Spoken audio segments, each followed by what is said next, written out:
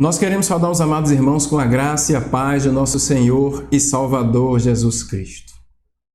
Amados, hoje nós vamos estudar, a partir de hoje, nós vamos fazer uma série de estudos nesse livro tão magnífico que é o livro de Jó. Vamos fazer uma introdução a este livro tão tremendo, tão maravilhoso, que muito tem a nos ensinar. E vamos também falar um pouco sobre, nessa introdução, e já no capítulo 1, sobre o mistério do sofrimento humano. E esse capítulo 1 que a gente vai estudar é entre os versículos 1 até o versículo 22, todo o capítulo 1, mas antes uma introdução. E para nós entendermos aqui, seria muito importante uma compreensão para pensarmos juntos antes de mais nada. Por que devemos estudar sobre o sofrimento de Jó? O que nos motivou a estudar este livro? Certamente, amados, é porque nós nos identificamos com a história de Jó. Não tenha dúvida disso. Todos nós passamos por sofrimento. Todos nós passamos por dificuldades, por dores, por perdas. Todos nós enfrentamos doenças, enfermidades, tragédias, dificuldades. Devemos estudar o livro de Jó porque muitas pessoas rejeitam a Deus por conta dos sofrimentos. Muitos, inclusive, blasfemam o nome de Deus por conta dos sofrimentos. E na trajetória rumo ao conhecimento e em estudar esse livro, eu quero convidar você a meditarmos sobre todos esses pontos, a fim de encontrarmos respostas para tudo que nós passamos e enfrentamos na nossa vida. Nós nos identificamos com o sofrimento de Jó, não tenha dúvida disso. Por isso, nós temos tanto interesse em cada vez mais estudar esse livro. O livro de Jó, amados, para quem está chegando agora, a gente está fazendo uma introdução. O livro de Jó, ele está classificado na Bíblia como um livro poético, ou um livro de sabedoria. É o livro que trata de forma muito clara sobre a soberania de Deus, e é questionada, inclusive, por muitos, né? Deus, ele é soberano. Ao contrário do que a teologia liberal defende, nós queremos de cara aqui destacar que o livro de Jó não é uma novela. O livro de Jó não é uma ficção. Não é. Jó foi uma figura real. Ele, de fato, existiu, assim como o sofrimento, o seu sofrimento e a sua história. E a própria Bíblia também vai nos dizer isso, né? O profeta Ezequiel, no capítulo 14, no versículo 14, o Senhor vai dizer que ainda que estivesse no meio desses três homens, Noé, Daniel e Jó, pela sua justiça salvaria apenas a sua própria vida, diz o Senhor Deus. Se eu entendesse como a teologia liberal entende que Jó é um personagem fictício, é uma novela, então Daniel e Noé também seriam. Jó foi uma figura real. O seu sofrimento foi real. O próprio irmão de Jesus, Tiago, quando escreve a sua carta, no capítulo 5, versículo 11, diz: tendes ouvido da paciência de Jó e viste o fim que o Senhor lhe deu? Olha aí. Portanto, Jó é uma figura real, sua história, ela é real. É muito importante nós entendermos isso logo no início aqui dessa série de estudos. Agora, quando se deu a história de Jó? Quando de fato aconteceu e tudo isso que Jó ele enfrentou? Nós entendemos que esse fato na vida de Jó decorreu-se no período que nós chamamos de patriarcal. Vemos aqui em Jó, no capítulo 1, versículo 5, quando diz que Jó ele se levanta de madrugada e oferece holocausto segundo o número de todos eles, ou seja, Jó ele oferece holocausto aos seus filhos. Essa característica de oferecer holocausto aos filhos é uma característica do sacerdote do lar. Ele oferecia holocausto aos filhos. Portanto, Jó ele era patriarcal, do período patriarcal. Jó era contemporâneo de Abraão. Ou seja, eles foram da mesma época. É muito importante nós entendermos isso. Agora, quem escreveu o livro de Jó? O autor é anônimo. O autor ele não se identifica, né? Certamente trata-se de um autor hebreu. Até porque no nome de Deus ele usa o termo Iavé.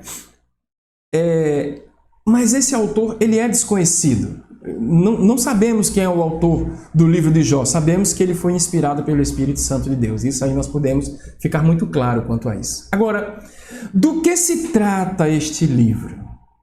Qual é o propósito do livro de Jó? Quais os ensinamentos que eu e você nós podemos tirar desse livro tão magnífico? Há uma frase que é muito comum nós dizermos, que é assim: por que coisas ruins acontecem com pessoas tão boas?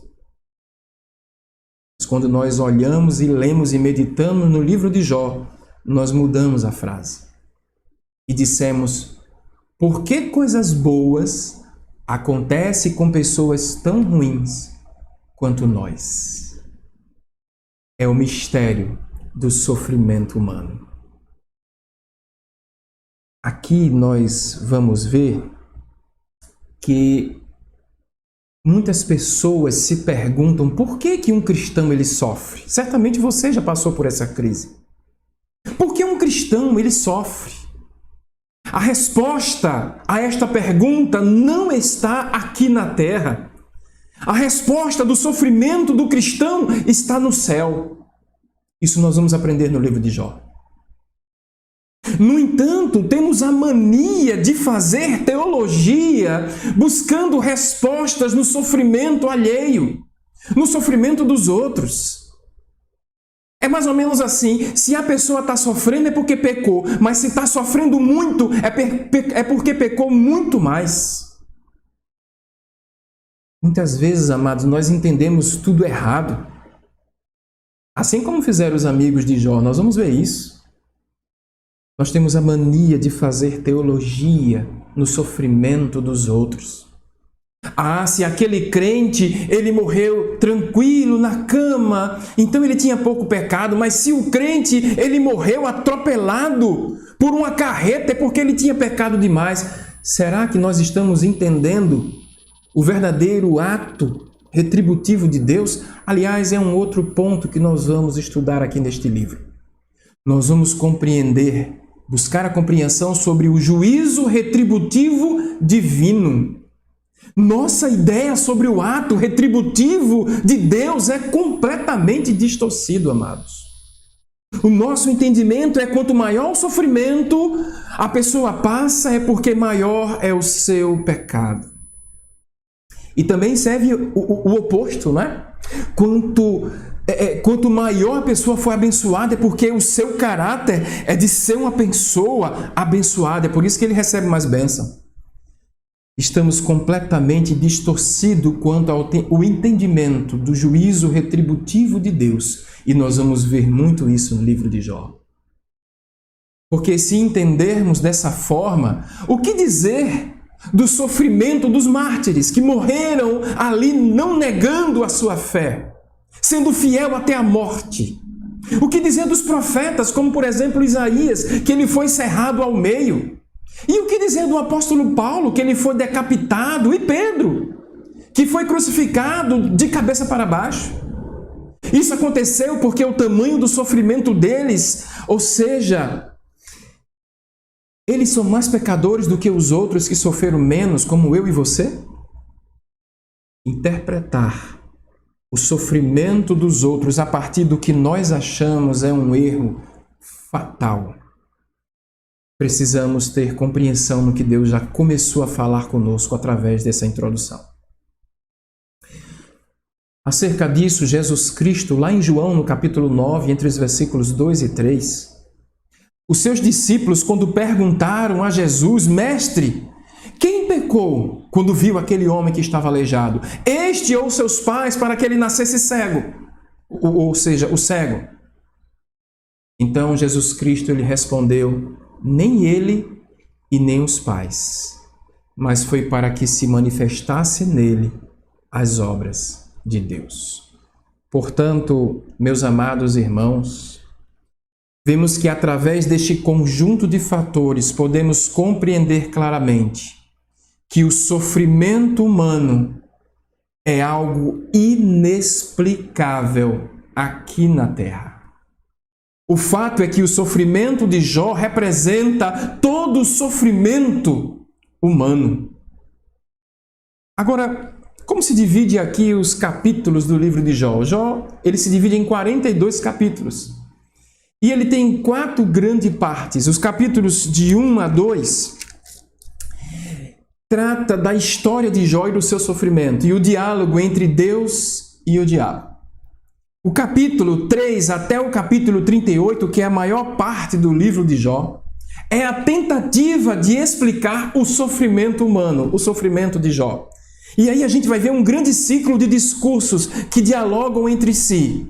Trata-se de um grande círculo de discurso entre Jó e os seus 3 amigos. É uma chuva de ataque e defesa, de ataque e de justificação pelo sofrimento. E a gente vai acompanhar muito isso. Os capítulos 39 a 41 nós temos o discurso de Deus, intercalados por pequenos discursos de Jó.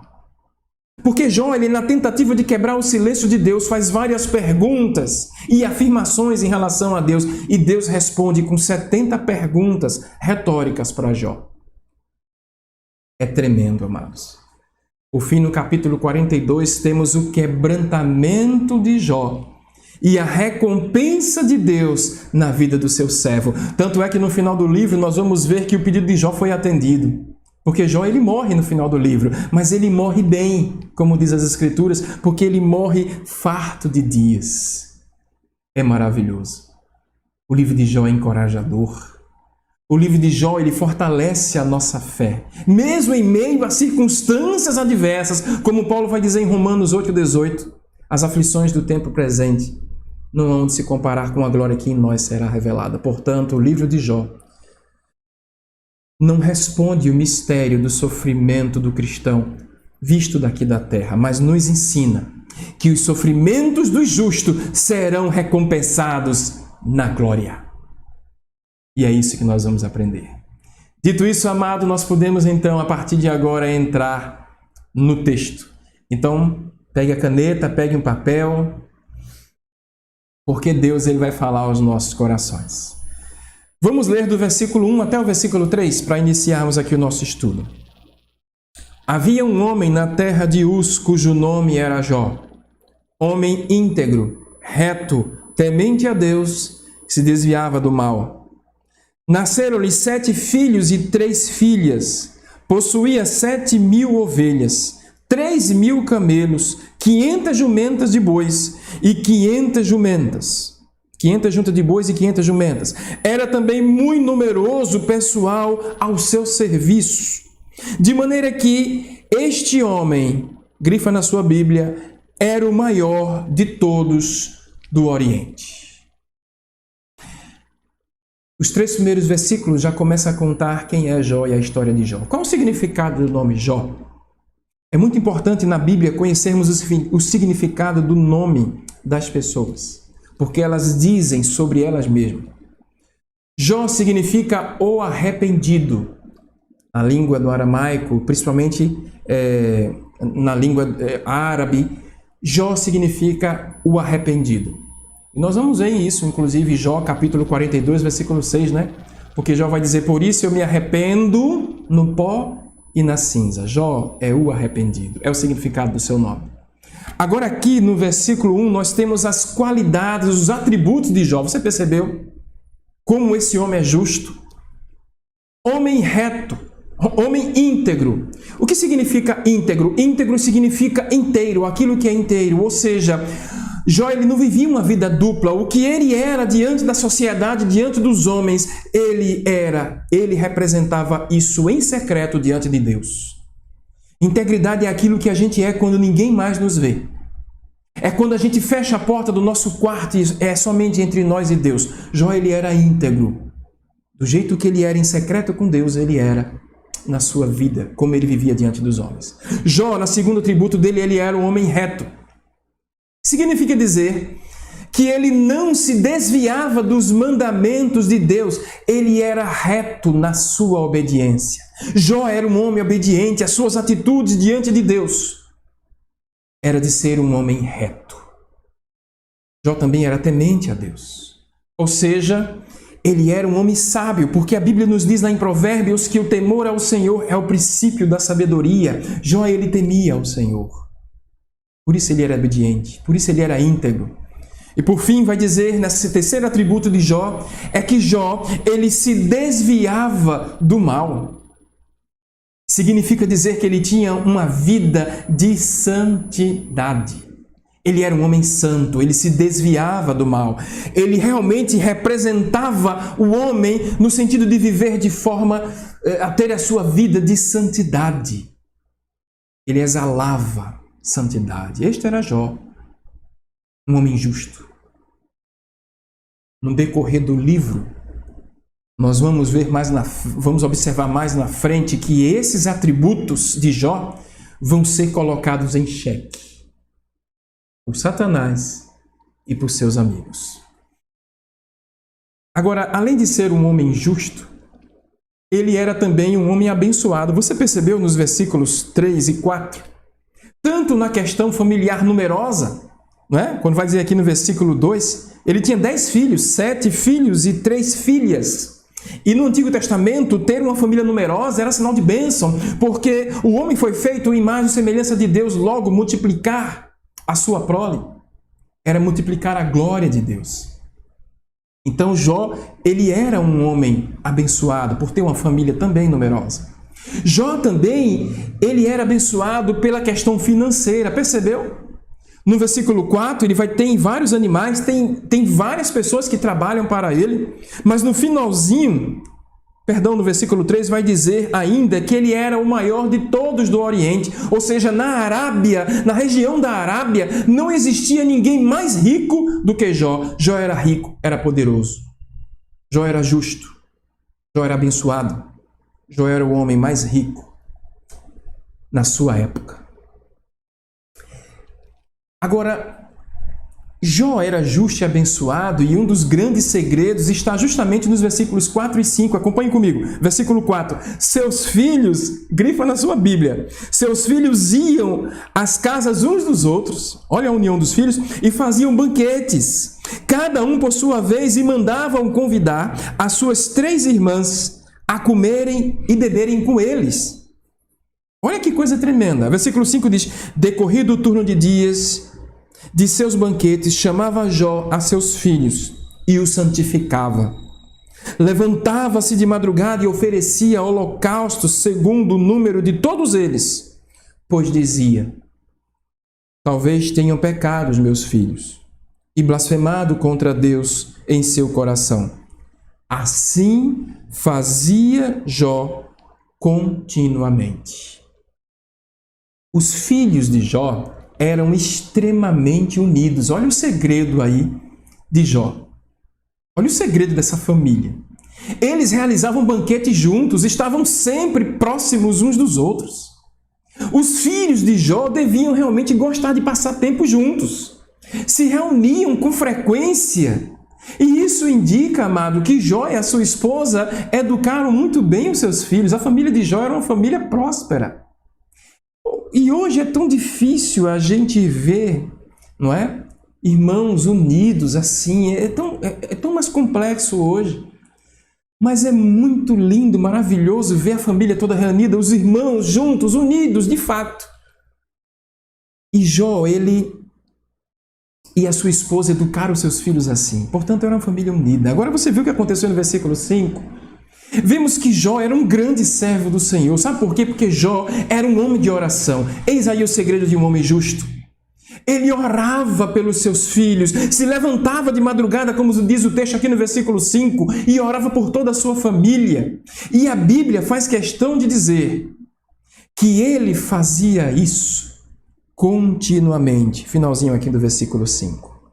Jó fazia isso continuamente. E isso, amado, nos dá aqui uma grande lição. Será que eu e você nós estamos orando pelos nossos filhos? Será que de fato nós estamos colocando o joelho no chão continuamente, orando pelos nossos filhos, por este mundo perdido, corrompido? Você está orando pelo seu filho, amado? Jó era um homem íntegro, reto, justo, se desviava do mal. E o seu grande segredo é porque ele orava pelos seus filhos. Nós podemos aprender isso claramente aqui no início da nossa lição.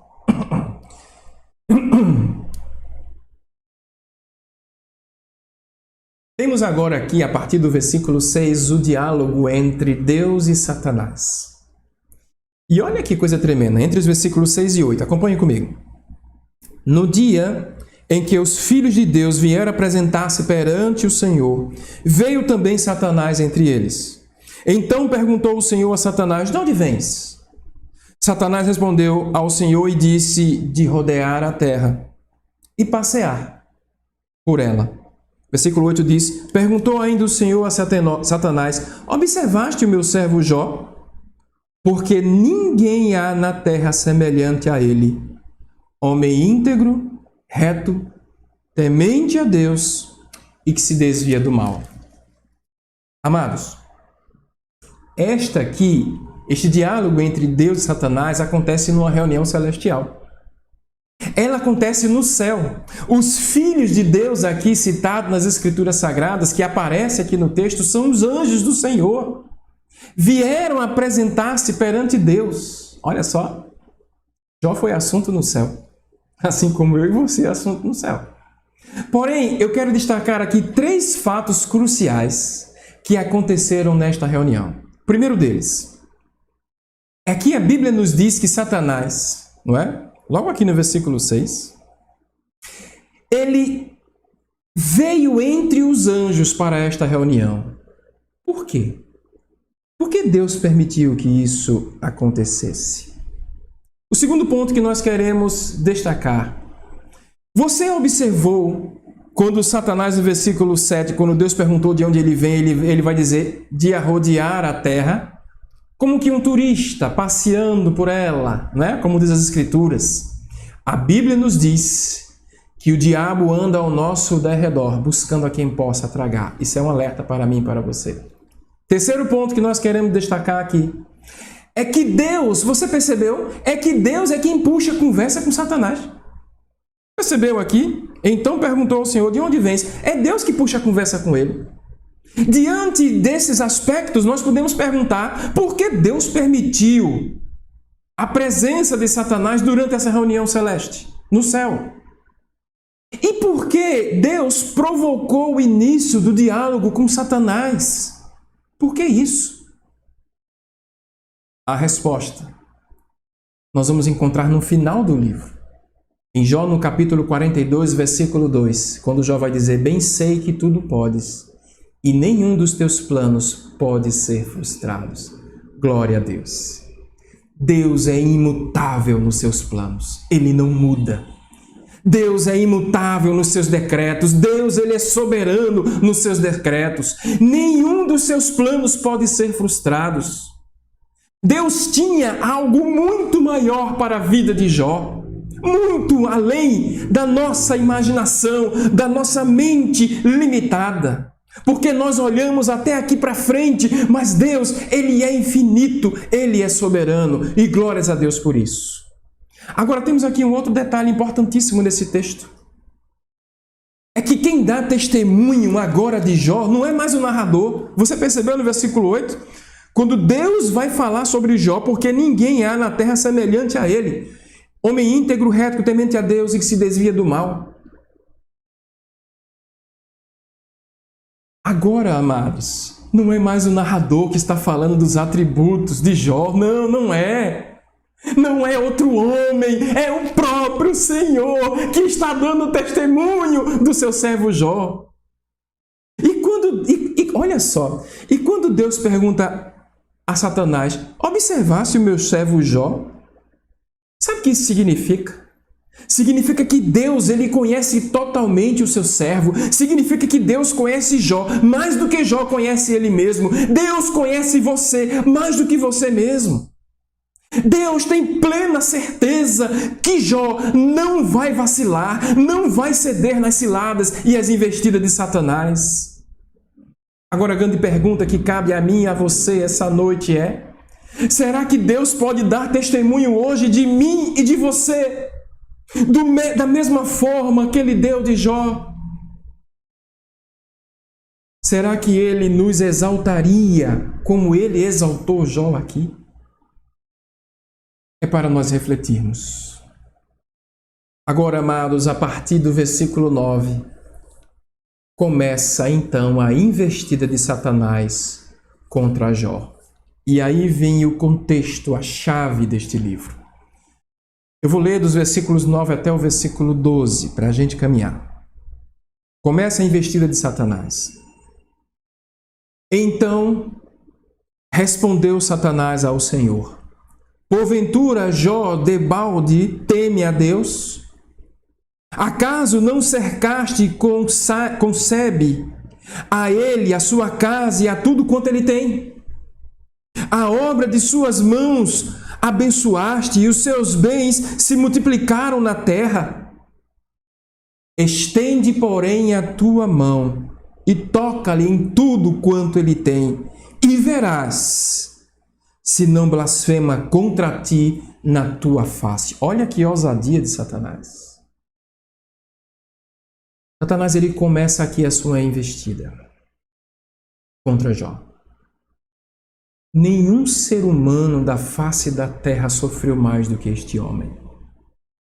Porque nós vamos ver no decorrer do estudo que Satanás, ele ataca os 5 grandes pilares de sustentação de um homem aqui na terra. Nós vamos ver que Jó, ele perde os seus bens, parte financeira. Vamos ver que Jó, ele perde os seus filhos, e essa foi a que mais doeu, a família. Vamos ver que Jó, ele é acometido de várias doenças, a saúde. Nós vamos também ver que Jó, ele perde o porto seguro da sua confiança, aquela que deveria estar ao seu lado, a esposa. Jó, ele perde também a confiança dos seus amigos.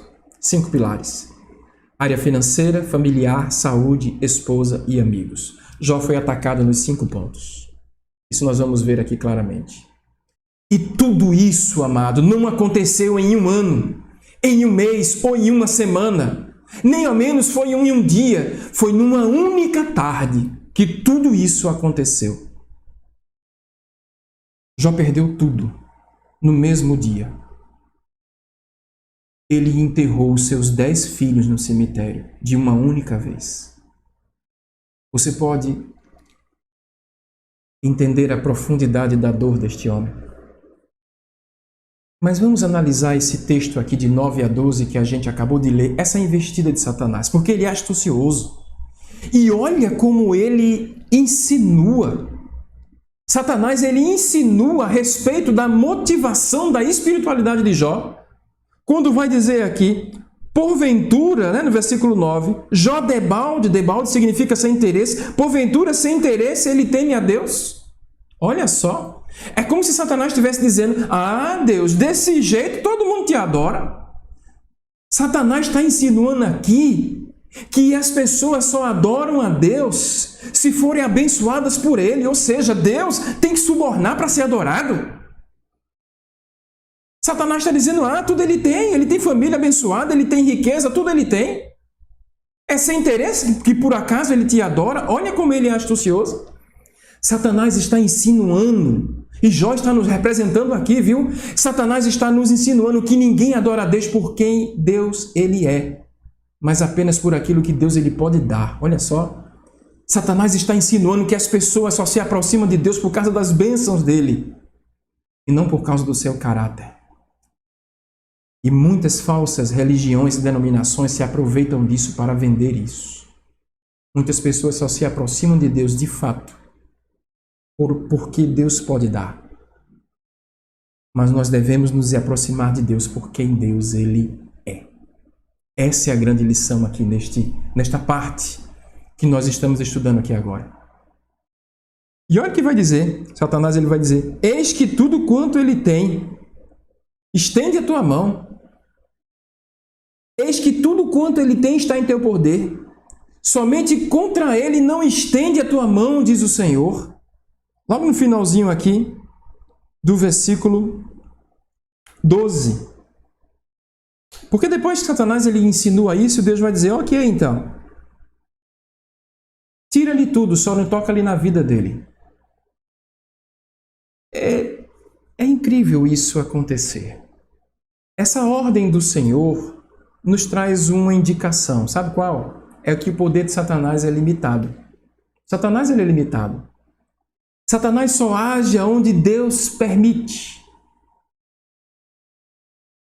Porém, amados, quando nós vimos aqui no final do versículo 12 que diz: e Satanás saiu da presença do Senhor. Nós podemos conjecturar aqui nesse momento que Satanás estava tão ansioso de fazer Jó sofrer que ele saiu assim, ó: é agora.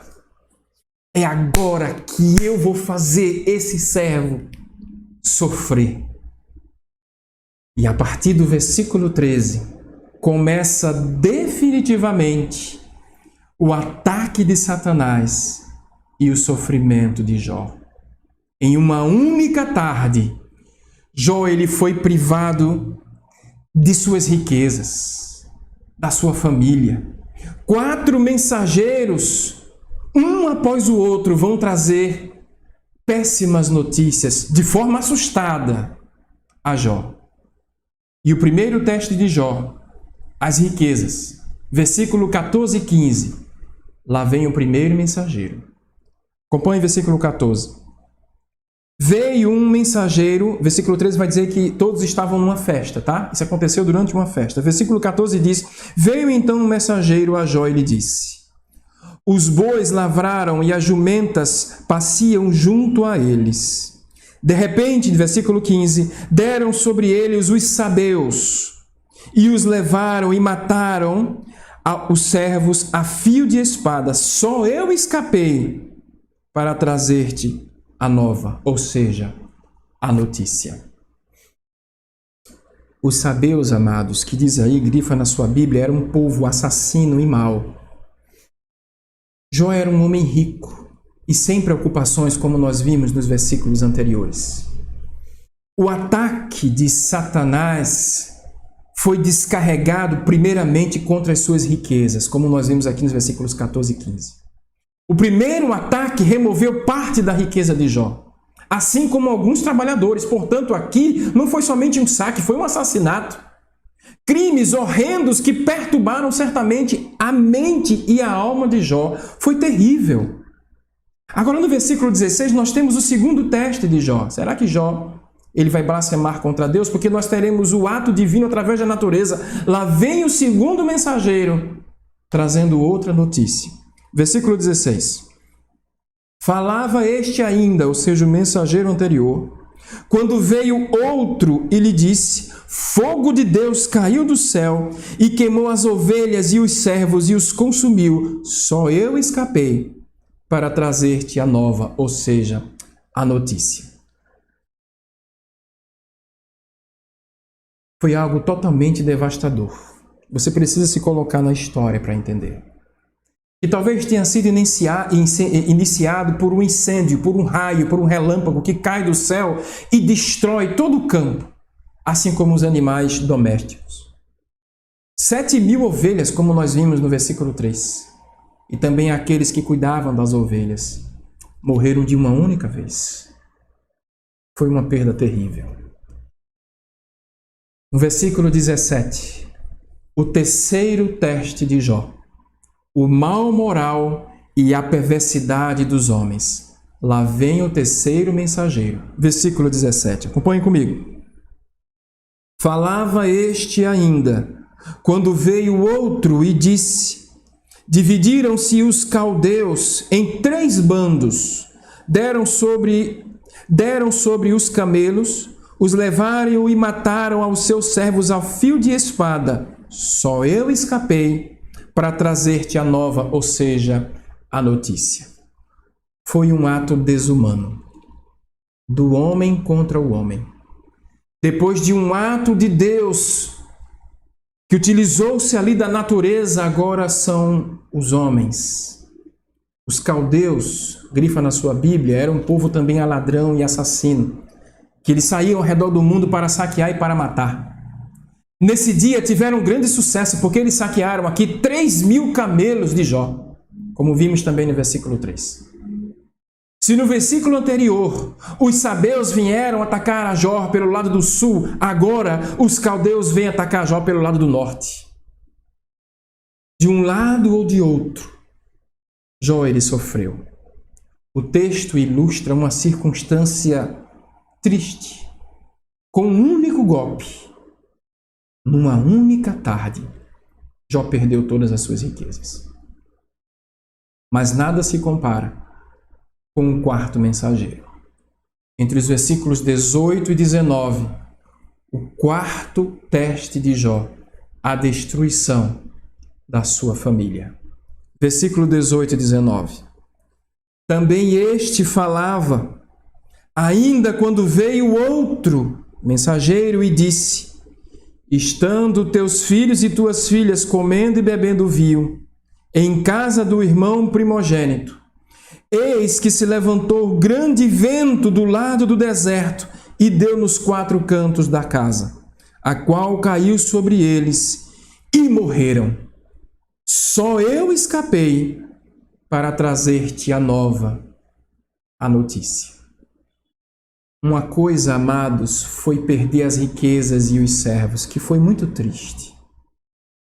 Agora algo muito diferente acaba de ocorrer.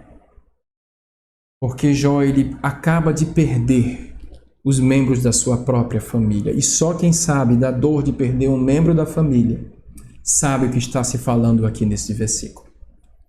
Mais uma vez, Deus ele age através da natureza. Um grande vendaval faz a casa onde estava a maior parte da família de Jó, como nós vimos no versículo 3, estavam numa festa. E eles morreram através desse vendaval. Tudo isso em meio a essa grande festa. E nós bem sabemos, amados, que a ordem natural da vida são os filhos enterrarem os seus pais. Mas Jó e a sua esposa tiveram que enterrar no mesmo dia os seus 10 únicos filhos. Ali estava Jó, homem justo, íntegro, reto, temente a Deus e que se desviava do mal. O homem mais poderoso do Oriente, o homem mais rico da sua geração. Ali estava Jó, reduzido a nada. Será que agora ele amaldiçoaria a Deus, conforme Satanás disse no versículo 11? Será que Jó vai blasfemar sua cabeça e lançou-se sobre a terra? Agora grifa na sua Bíblia, e o adorou. Nessa primeira batalha, Jó provou que o homem pode sim adorar a Deus sem interesse. Um homem pode sim adorar a Deus pelo que Deus ele é. Jó também provou que mesmo em meio a circunstâncias adversas, um homem pode guardar a sua fé. Um verdadeiro servo de Deus pode guardar a sua fé. Esse texto, amados, ele nos prova que podem tirar tudo de mim e de você, mas ninguém pode tocar na nossa fé. Ninguém pode tocar na nossa alma. O texto diz que Jó ele se levanta e adora.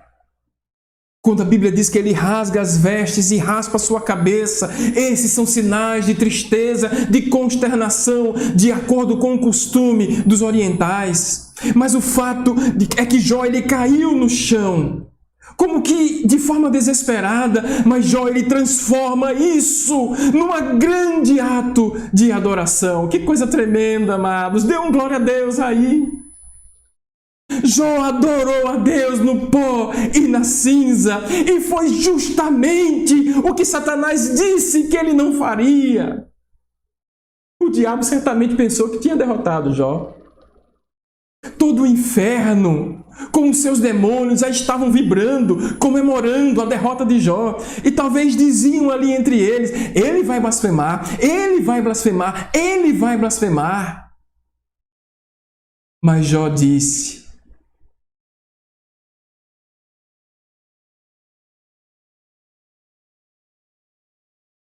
versículo 21. Nu saí do ventre da minha mãe, e nu voltarei. O Senhor deu, o Senhor tomou.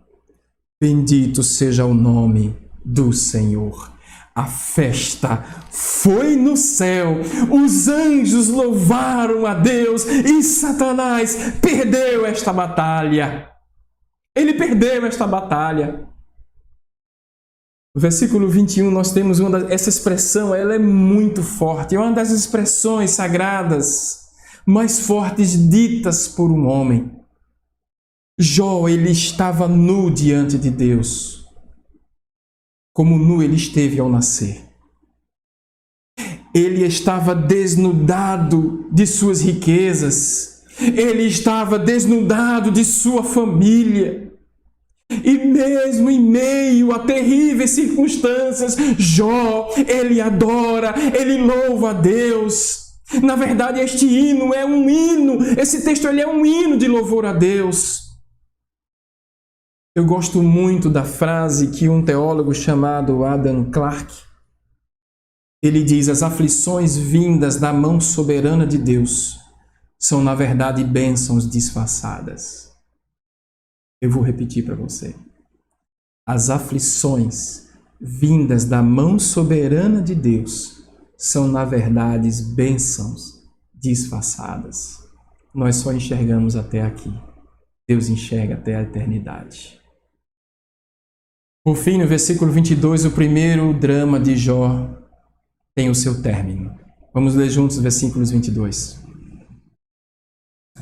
Em tudo isto Jó não pecou, nem atribuiu a Deus falta alguma. Se Jó, amados, ele tivesse se rebelado contra Deus diante dessas calamidades, ele teria pecado. Teria feito exatamente o que Satanás disse que ele ia fazer, mas ele não fez. Ao contrário. O texto diz que ele, além de não pecar, ele não atribuiu a Deus falta alguma. Diferente de muitos de nós, ele não cedeu à dor. Jó, ele não cedeu ao sofrimento. Jó, ele não cedeu às dificuldades. Ele simplesmente se recusou de culpar a Deus pelo que estava acontecendo com ele. Que grande lição este homem de Deus, ele nos dá aqui, neste capítulo 1. Homem reto, íntegro, temente a Deus, se desvia do mal, cuida e ora dos seus filhos, ora pela sua família. E mesmo diante das dificuldades, a única coisa que ele faz é se lançar em terra e se prostrar diante daquele único que é digno de honra, glória, louvor e majestade. E todas as coisas que lhe aconteceram, ele não teve coragem de culpar a Deus. Este foi o primeiro capítulo de Jó. Essa série de estudo que nós vamos dar, eu espero em Deus que responda no íntimo o sofrimento que você esteja passando. Eu quero te dizer uma coisa para finalizar. A resposta não está na terra. A resposta está no céu. Que Deus te abençoe, em nome de Jesus.